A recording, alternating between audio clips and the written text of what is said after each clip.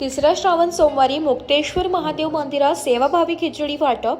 श्रावण महिना म्हटलं की भक्तिभाव, पूजा अर्चा, जप तप आणि सेवा कार्याचीच पर्वणीच असते। याच पार्श्वभूमीवर सामाजिक कार्यकर्ते, समाजसेवक आणि मूकप्राणी प्रेमी अशोक पंजाबी व काजल पंजाबी यांनी तिसऱ्या श्रावण सोमवारी मुक्तेश्वर महादेव मंदिर परिसरात भाविकांसाठी खिचडी वाटपाचा सेवाभावी उपक्रम राबवला।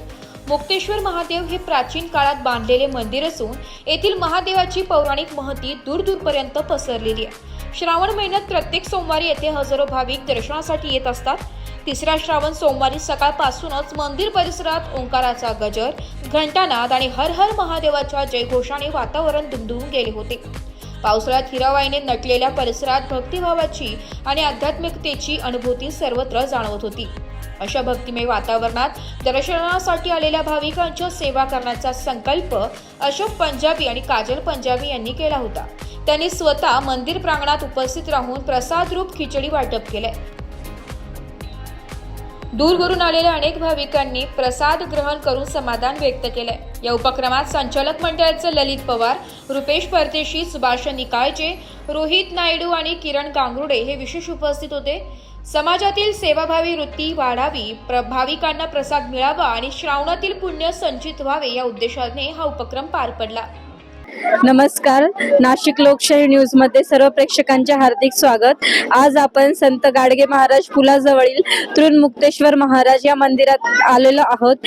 इथे अनेक भाविक उपस्थित आहेत। त्याच भाविकांमध्ये आज आपण अशोक पंजाबी आणि काजल पंजाबी यांच्या सोबत संवाद साधूया।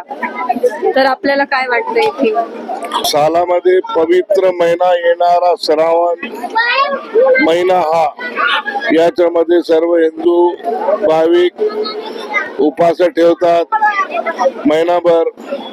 काही लोक 4 सोमवार ठेवतात आणि इथं आज तिसरा सोमवारी मुक्तेश्वर मंदिरात इथं दुधाचा वाटप, खिचडी व चिक्की आम्ही सालाबाद प्रमाणे करत आलो आहोत आणि पुढे करणार। आणि सर्वांना एक नम्र विनंती आहे का चौथ्या सोमवारी पण इथं यावा, प्रसादाचा लाभ घ्यावा आणि प्रत्येक उपासवाले जेवढे बी आहेत कार्य सोमवारी ठेवणारे, हे मुक्तेश्वर मंदिर असं आहे, सर्व लोक दर्शन करून आले तर शेवटी इकडे येतात।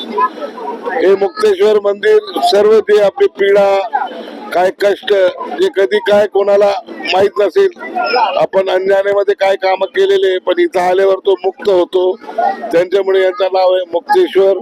मी अशोक पंजाबी, नाशिककर। जय हिंद, जय